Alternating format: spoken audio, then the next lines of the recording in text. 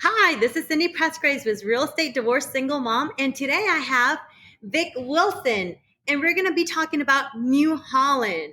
Hi, Vic. How are you doing today? Well, I'm great, Cindy. I know you are. You're always in a great mood. It's just good to be here. Good. So the reason I'm bringing you here is because I want to know, like, as me as an outsider coming to New Holland, Gainesville, Howell County, I don't know the history of Gainesville. I don't know the history of New Holland. I don't know how it all started.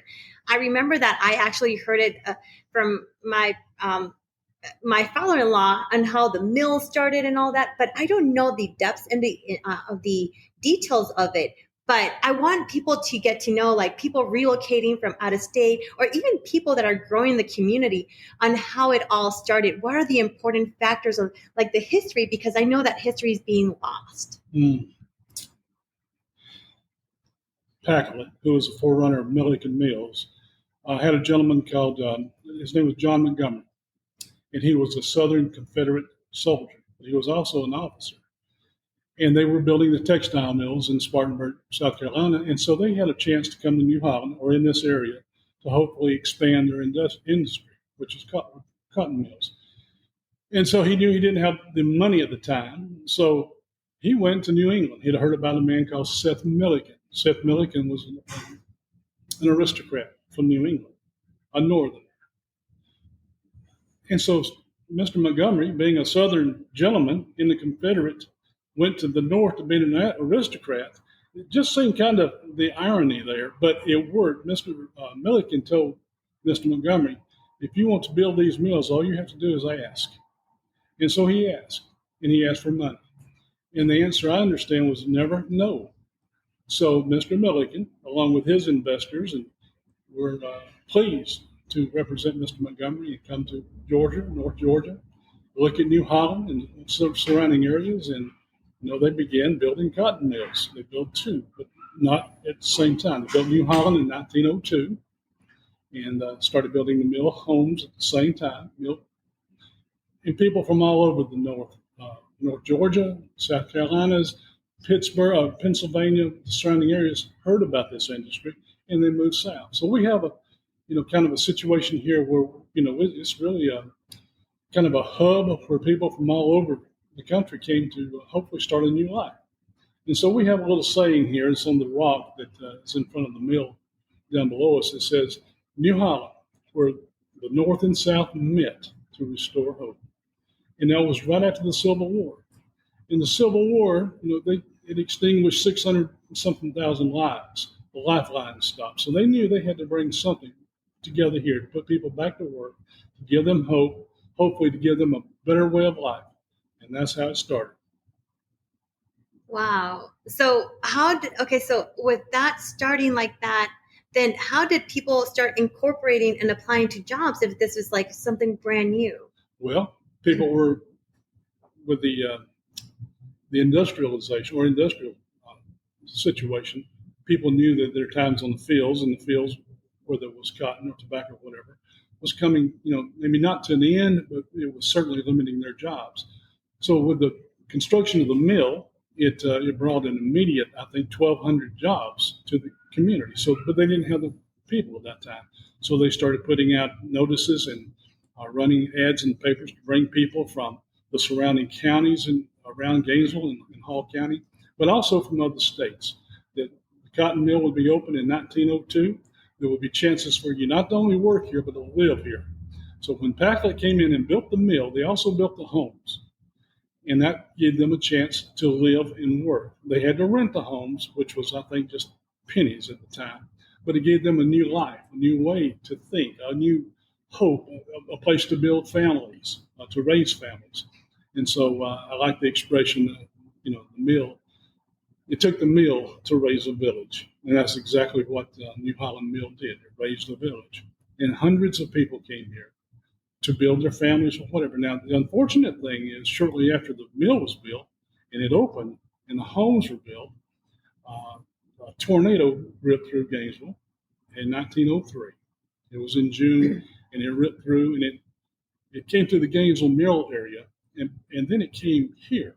Now, it didn't do too much damage to the mill itself, as the 1936 tornado, which we'll probably talk about in the future. But it did destroy 70 homes. Eyewitness testimony, and it's written, it can be researched in the Gainesville paper at that time, said that the homes were lifted off the ground and they exploded in the air. Now, we're talking about from Spring Street here to Liberty Street, which is the next last street closer to the village on this side. 70 homes were destroyed. I think there were like 40 people that were killed. Oh my God. And so it would have been, I guess, probably the practical thing for Packlet is just to say, okay, we're done there. But they rebuilt. They rebuilt homes. Now, at that time, there was no gymnasium where we're at today, New Holland Gym. There wasn't a church per se, but they did have a place to meet, for church services. So they built the church itself, New Holland Church here, which at the time, until 1951, served both the Methodist and the Baptist congregations. And then they built the auditorium, actual apartment building next to the church, but it was a school. They had a school across the ball field behind, across from the street here, and it was an academy.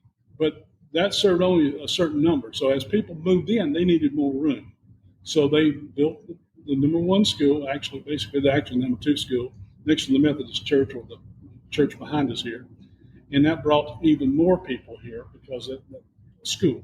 And so the mill paid for the school, they paid for the teachers, they provided recreational services. This gym, which wasn't built until the first shovel was dug in 1918, I think it was July the 4th. I know it was. In 1918. And so recreation. If we're going to provide a place for them to work, we need a place for them to play. And the churches are a place for them to pray. And with that, they built a clinic to serve in case of any kind of malady that may be going on in the village or with the workers in the mill. They built an office building, which was once across the highway from the gym here. It had its own store, its own general store. It had its own post office. Eventually, its own fire department, a volunteer fire department, barber shop, a clothing, and then a general store itself, and then eventually the restaurant, which served. But offices upstairs in the building were for the supervisors of the mill to make, whenever necessary, to make decisions for the village. So they resurrected the church, the mill, and built the homes again to start this village all over. Now, this kind of came and became really a full functioning village in between 1903 and 1904. They didn't waste time. They rebuilt it, but they didn't have to resurface the mill or rebuild the mill. They just rebuilt the homes. Now, the homes themselves were built as duplexes for the most part. And so there were two families living in the homes that rented, from the mill, from Packard. In order to rent these homes, you had to work in the mill here, which was very interesting. And so they did, and it brought droves of people, wagons, horses. They flooded here, and they were given opportunities to work, to play, to pray. And then they built a school, an additional school. When this school that was once behind us here, they built the number 3 school, which was across the street where the ball field is, that the Ivesters helped now build. That was the elementary school that I went to. It was school number 3. It opened in 1928 and closed, I think, in 1971. With that, when you look at it, they said, well, if we're going to put money, if we're going to rebuild this community, they need to have purpose for a living. They need to have a reason for living, and they need to have joy. They need to have a place to play, a place to worship, and a place to congregate. And they built an auditorium then, in like 1921, 2-story auditorium behind the gym here, up on the hill, right behind the church. And that was for plays. That was for eventually movies. But it also served as overflow for the schools. That was just overflowing. If anyone were to get Dutch Webb's, Mr. Webb's book from 1984, I believe, he gives just a terrific history of It's our Bible. It's the New Holland Bible. It will show pictures of just summer school, Sunday schools here in this church. Hundreds of kids. So they had to provide a place for them to go to school. Not only that, they hired the teachers. They found the best teachers they could find. They paid them. And this was before Hall County became involved with it. And so New Holland, again, was, I guess you could say, on its way to becoming a fully self-sufficient village. At the end of the Civil War and prior to World War I, and of course prior to the Depression, this place was booming. Wow, that's so interesting because it's just like you see like these little houses, and if you've driven around Spring Street, what other streets? Spring Street, Carolina Street, Tower, Corey, Liberty, Stone, Terrace, Mill, Myrtle, Branch. Now, this drive around the gym is called Myrtle Drive. Okay, so this is going to be, so if you ever go by New Holland, and this is going to be on a later day podcast, I'll have video, pictures, and all that about what Myrtle Street is, the New Holland Parlor. Oh my gosh, you have to see this. But driving around it, this is where it all. We have Myrtle, South Myrtle, we have Victor's. It's a sign that says Victory Street. It's really Victor Street, named after Victor Montgomery, who was the son of John Montgomery, one of the founders, and he was eventually the president of Packard, especially New Holland Mill, and also East Main. Now, the people on Ridge Road consider themselves part of New Holland, and also out toward Lanier Park Hospital. That was kind of, but it's mainly the streets that the mill built and built the homes to go along with them. Wow. So like this area has so much history, and sometimes we just drive around places and we're like, hey, you know what? We don't even dig into or even think about like the history that was like, I know like the houses around New Holland, Holland Parlor, right? This is New Holland Parlor. New Holland Parlor is where we are actually doing the podcast. If you go around it, it's like, it has like, what were the houses around that? All right, in Myrtle Drive here, these 3 homes were built for teachers. They're called the teacher cottages, and they had most of them were single ladies, whatever, but they lived together in these 3 homes on Myrtle Drive, right here, right around the gym. So then, okay, so Myrtle Drive was single teachers first, but back then teachers couldn't get married, if I'm not mistaken, or is that? Well, I'm sure that. I'm sure. Well, we're not going there. All right, not a problem. Okay, and in front of, like on the left side of the New Holland Parlor, what were those houses for? Were those also? Okay, this where we're at the New Holland Parlor. At that time, it was called the men's parlor. The gym had the men's parlor on the west end and the ladies' parlor on the east end. And so we're in that gymnasium. There's a lot of people probably listening that are familiar with the gym, or the building as we call it. And then, Warner Brock has his therapy center in the main court of the basketball, which was kind of the center there. Those homes, you can look out this window here, this door here, and see the first home across the street. It has 2 chimneys. Now, 2 chimneys, it's not going to make a lot of sense, was for one family who lived in that home. They were usually supervisors. But if you go around and look at the other homes, it has 1 chimney shared by 2 families. So the supervisors were kind of favored and looked after, kind of a neat situation. Below this home here was another 2 chimney home, or I guess you could say instead of an 8-room home, it was a 6-room home. 6 room for single families, 8 room for 2 families, but it was a 2 fireplace or 2 chimney home. And that was moved, and I think it was 1912 or so. I'm not sure about that. It was moved up on Highland Street to become a residence. And then that's when they built the clinic. Because Packard not only came in here and rebuilt the homes, churches, like I said before, but they also built the clinic, and they built the school and the gymnasium and the New Holland auditorium here. to serve as a full functioning community. So supervisors were kind of set apart. They had their own homes, nicer, one front door, and it went into kind of a foyer area where the other two homes have two front doors because the two families lived there. And those homes were kind of a duplexes until the middle 50s when my dad and mom was able to purchase our home. And instead of continuing to rent it, they were able to purchase it. So many people were able to buy their homes in the community at that time.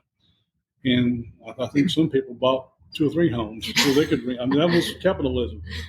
And that's that they put their, I have to say this, that Mr. Milliken and Mr. Montgomery knew that not only God was important here, but also these people, because they were their life. They worked in that mill right there. And they took care of it. So do you know, like, how was life in the mill, like working at the mill? Well, my dad spent over 40 years in the mill, and one job is a fixer in the card room on the 3rd floor. Now, he's from Chostoy, up in North Georgia. He died at a young age, actually 68, from leukemia and emphysema, brought on by the lint and all in the mill. They're protected now, more or less, but at that time, and they knew that. My dad, he wouldn't have had it any other way. Most people I know that spent their lives working in that mill, they knew that mill provided them lives, a way of life, and not a lot of money, but we didn't need anything. We had everything. Well, I mean, we wanted a lot of stuff, but we didn't have any needs. We were provided for. Well, they spent their lives, some of them 60-something years in the mill. Some of them would work double shifts. I can't say that they loved it, but they saw that that's for their families to continue. That was necessary for them to work there, to provide for their family. And that's kind of how my dad looked at it, as did most other people who worked in the mill, men and women, and even children. It's amazing. I know that there's ledgers and there's reports of a whole family working there. Wow. And so the father got paid the most, the wife got paid second, whatever, and then the children got paid proportionally. So there were whole families at one time working in that mill. So what was the age of children that they could work or start working? The earliest I have seen, and I think I'm wrong about this, but the earliest I have seen is 8. Wow.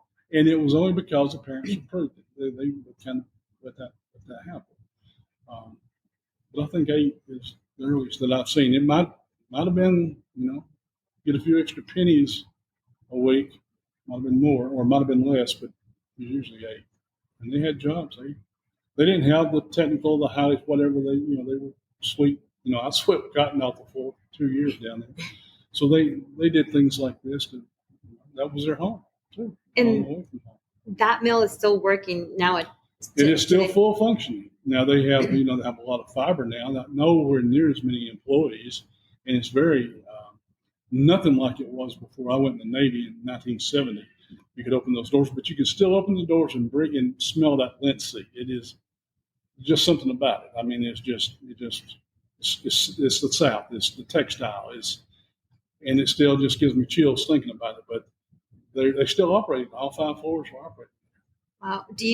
Have they preserved the building, or they have changed, or is it like totally different now than it was before? Those floors are so well oiled still.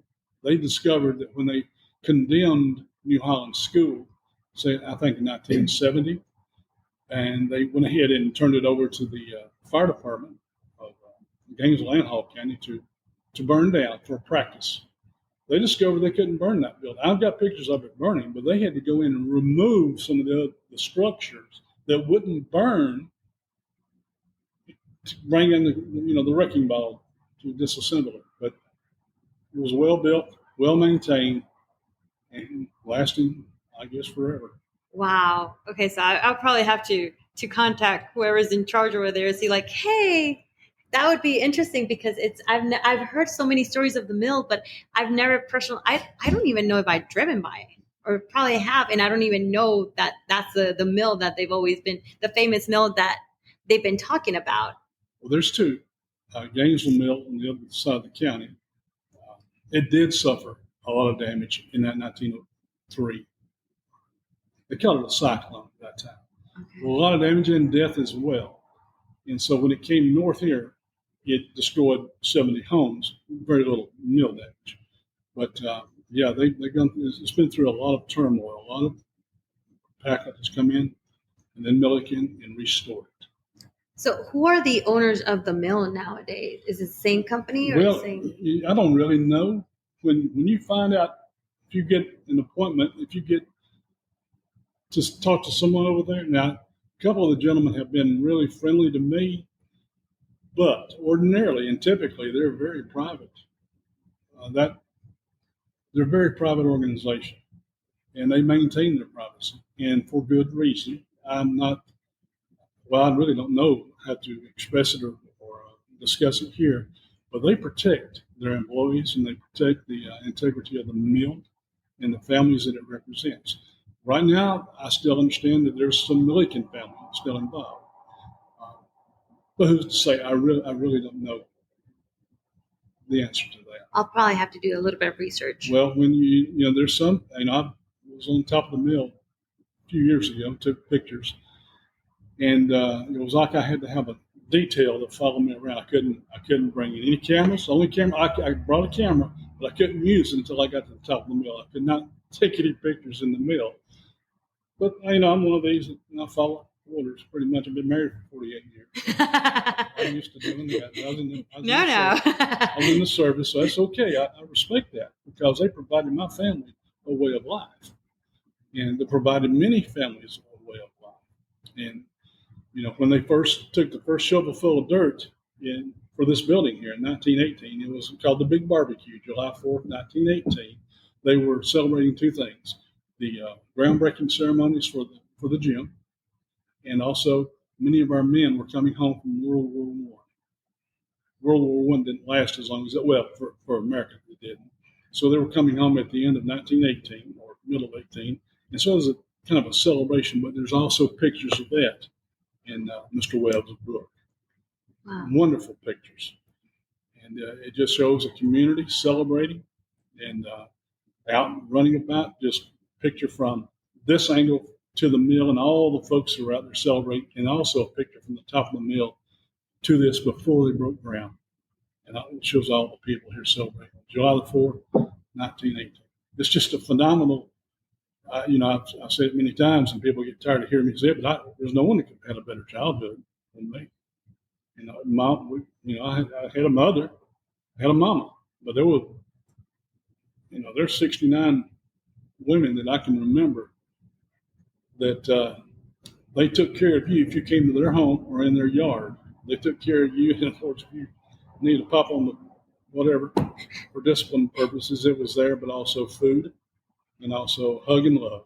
That's what I remember most about this community. Not only that, those ladies in World War II, we had 500 and something men from this village to serve in World War II. 3 ladies. A lot of those ladies, the wives, sisters, and daughters, and sons, whatever, went to the mill and took their father's place while he served this country. There's so much history. A lot of that I'm not even familiar with. You probably get those stories from your father-in-law and from others who have their side of the story. But they served while those men went to work. 500 and something men from this village, just these 13 streets, served in World War II. 17 of them didn't come home.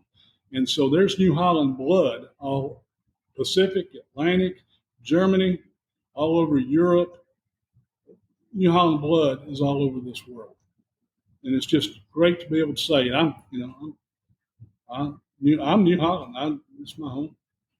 Great to be here. That's amazing. I remember my ex-father-in-law telling me about these stories, but I never never really paid that much attention because I was like, okay, the mill, but I never understood the importance of it. And sometimes we hear stories and sometimes we hear history, but we don't pay that much attention until I actually came to New Holland Pollard. That's when I met my friend Jesse, and I met Warner. He's the owner of New Holland Pollard. He owns Linear Therapy in Motion. or linear motion and therapy.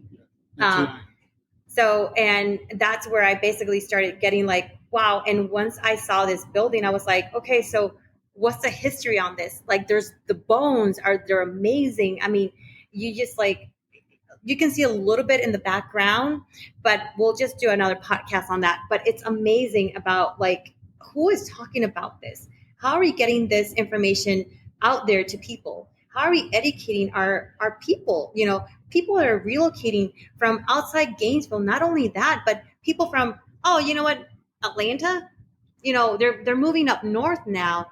But do we really take time to understand and learn where are we actually living in? No. And that's where I don't want this history to get lost. I care. I'm a product.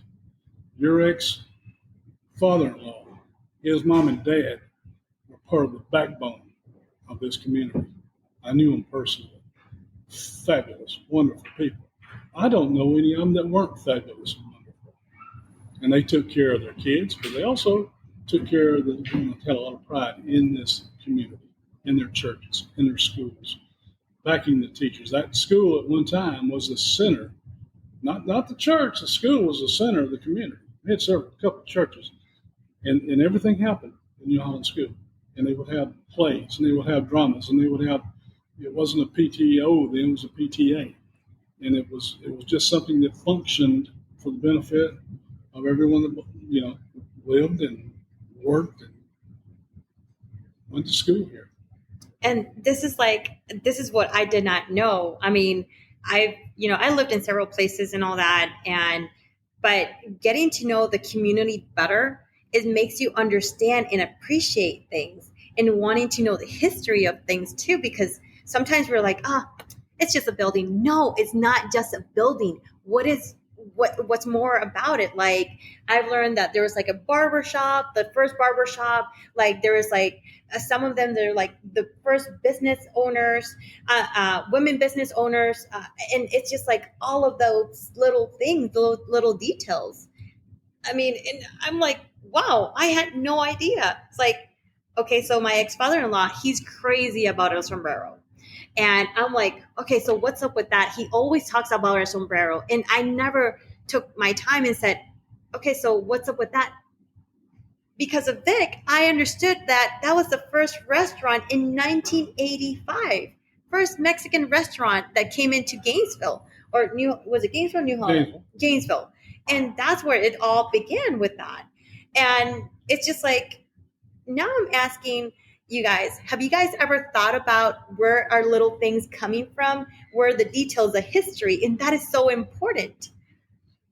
Well, it's you talk about the mill and the restaurant. The best hamburger in Hall County, still, because I like slaw my hamburgers, and it's still a Double D.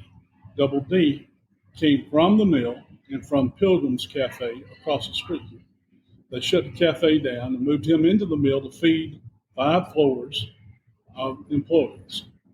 And when that happened, and they started making changes, I think in the middle 70s, they closed the canteen, which is where Pilgrim's Cafe moved to. A man named E.C. Dale he had kind of inherited from his father-in-law, Arnold Pilgrim, and built Double D on the Grenada Highway. I think he built 2 or 3 of them, but the one that survived still is owned over here on Grenada Highway. And it's owned by descendants of people who grew up in this village. Gary Griffin is the present owner. His mother, Sandra, grew up here, and it just came down through and the gentleman before it, Scotty Petrowski, he's not a New Holland name, but he married a New Holland girl. And so it stayed in the roots there. And it's still the best to me. I love it. No matter where I am. I've actually never gone to Double D's. Is it Double D's? Double D. Okay, Double D, just in case. Okay, so that's a new place that I would have to actually go to because I did not know that. If you didn't tell me that, then I'm like, oh, you know what? I guess Chick-fil-A, right? No Chick-fil-A here. So, and it's about also like supporting our community, like local businesses, not these chain restaurants. I mean, I understand some people love like, easy, but then Are we actually looking into supporting our own businesses here in the community and getting to know them? I love this pizza place downtown Gainesville. Atlas. Oh, well, yeah, Atlas. I love that pizza place. I really like El Sombrero too.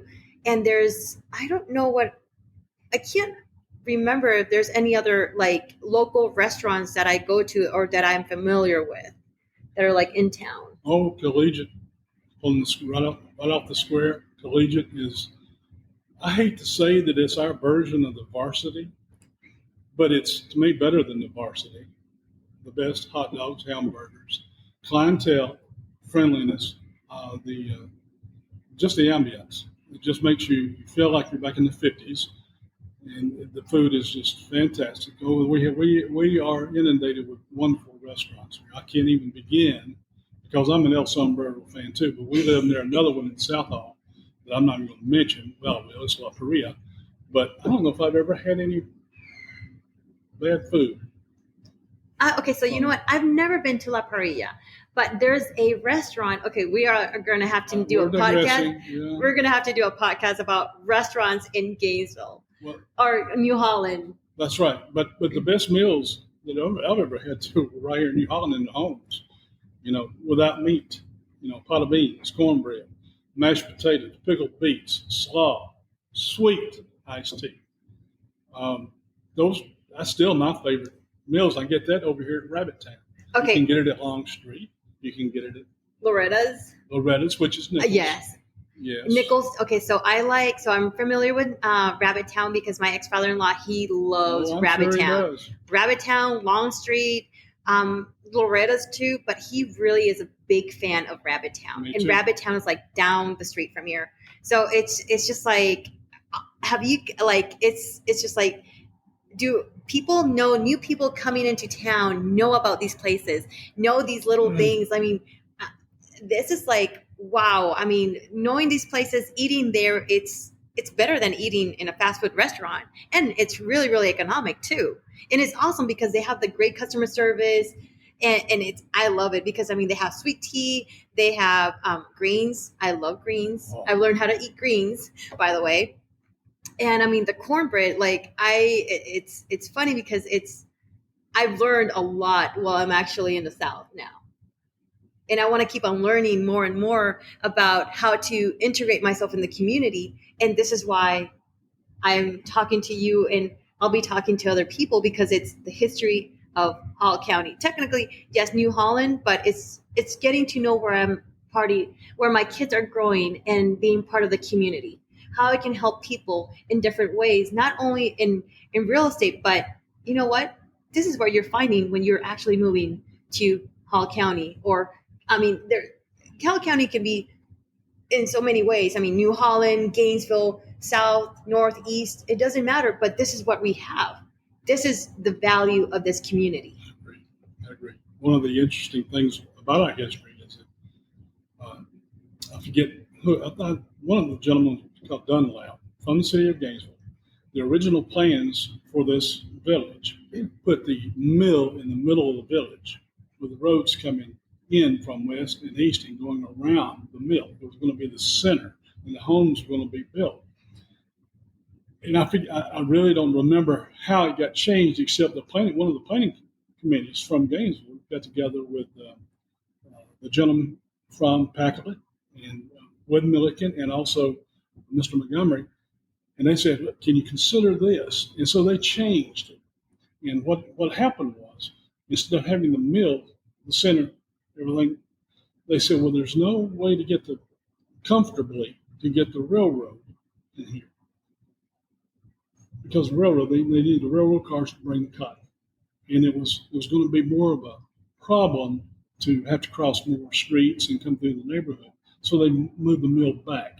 And they knew they was going to have a retention pond behind it, which took up a lot of space because I think it was only like several hundred acres that they had.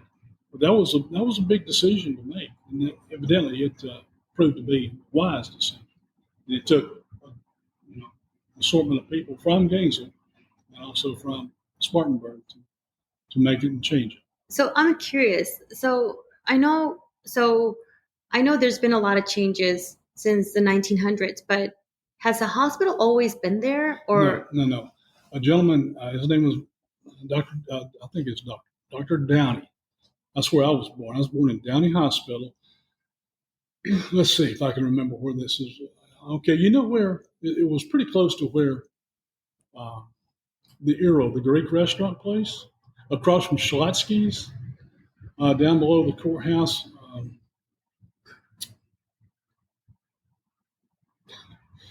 At the end of Washington, and it was off the square where they just took down the Regions Bank. okay, so It was below the Regions Bank. are you talking where Homestar is right now? I don't know what home. I'm not familiar with Homestar. Okay, so you go Washington Street.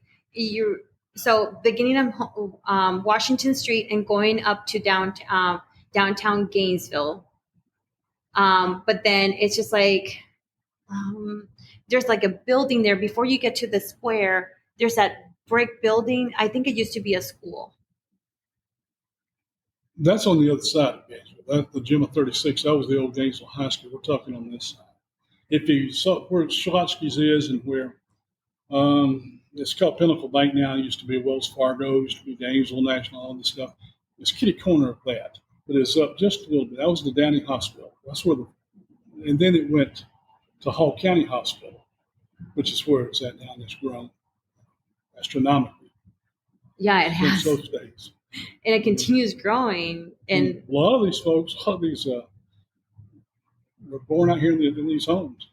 so, do you think that like this area? I mean, I'm seeing like with all the new like the medical sites and all that, it's going to become a medical community most likely. That's interesting you say that because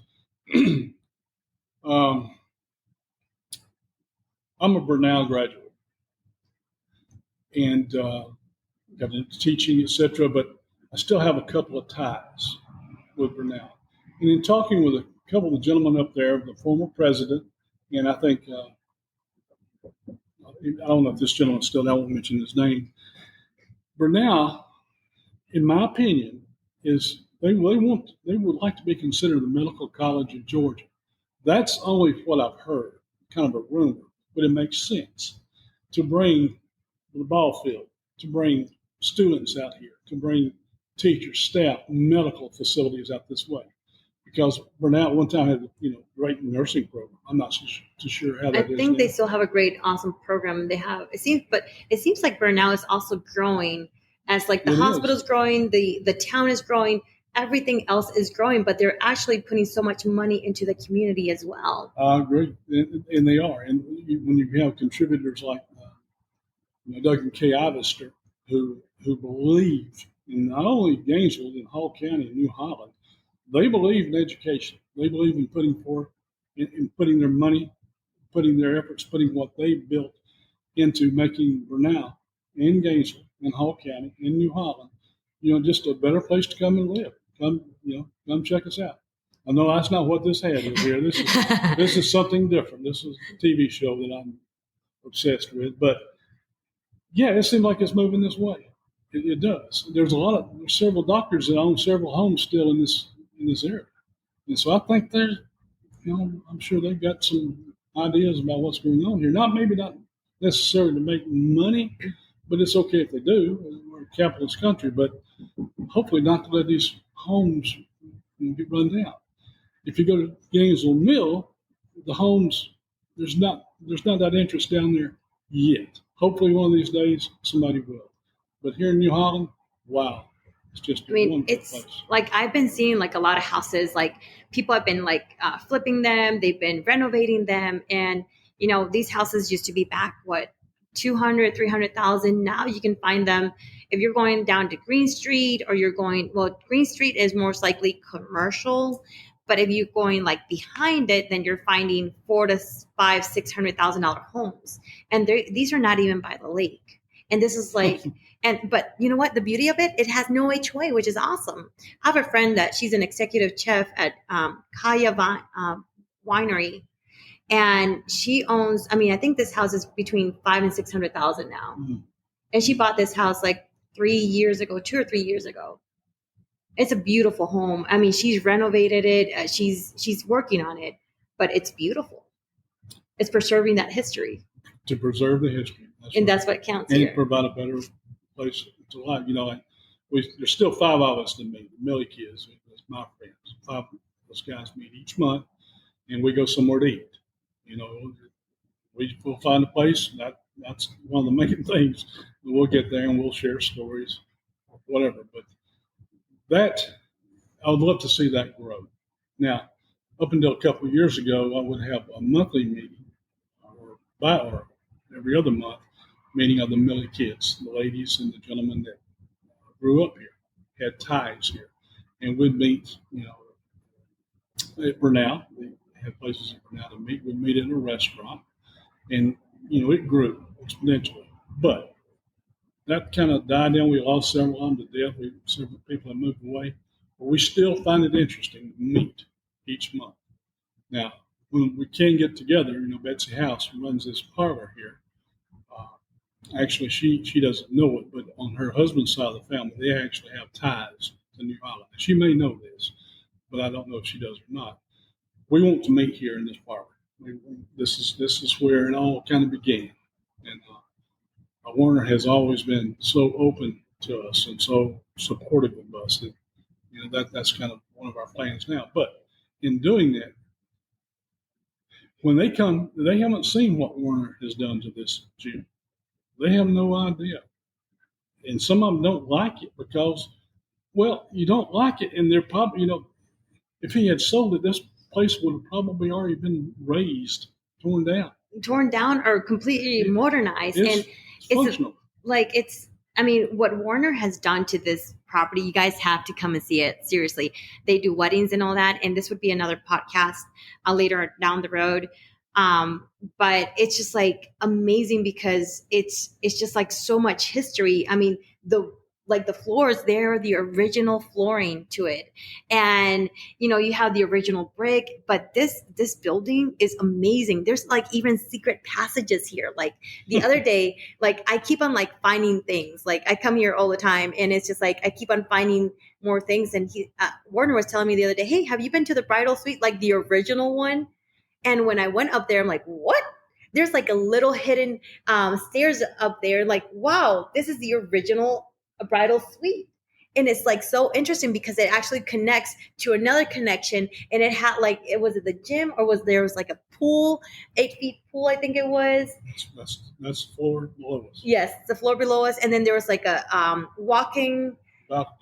Yeah, a walking balcony around the gym. Mm-hmm. And then in the therapy center, they actually have like it was a basketball court, which is pretty awesome. And I was like, wow, all of this. And, I'm actually really, really happy that people like Warner and other people in this community are preserving that history and how important that is. Well, it's extremely important. This was our second home tonight. We came in here, if we had to find a loose window or whatever, we thought we were getting away with something because the gym at that time was kind of condemned, wasn't open to us as kids. We'd find a way to come in here, put bulbs in the lights above the gym floor, replace the fuses, and we'd sneak in here. We knew where we could add a window or whatever. But we weren't real smart because as soon as we came in here, we'd turn on the lights and I would tell the world that, hey, we're here in this gym playing ball. But anyway, it's just a wonderful place. I like to drive. I know there's not a lot of people that you're not going to kind of remind me of some people in my family that some of the changes in this community haven't been well received. Well, they need to come check it out. What Frank Norton has done to this church here, he told us. He says, I'm going to buy the church because other churches couldn't come in here and function. They just weren't able to make it. Now, that's sad. But he said, I will not change the integrity of the church outside, but I'm going to change it inside. And those apartments that he has built there, they're tremendous.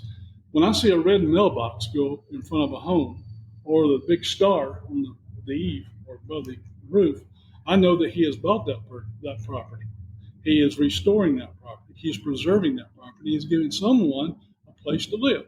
Like Warner is carrying on the tradition of when this gym was built, to make people feel better, to make them feel like he does. He does care.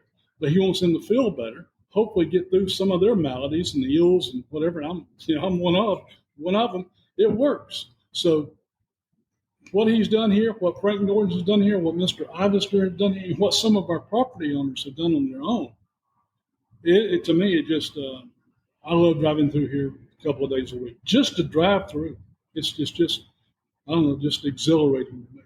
Because I know I'm not going to be here much longer.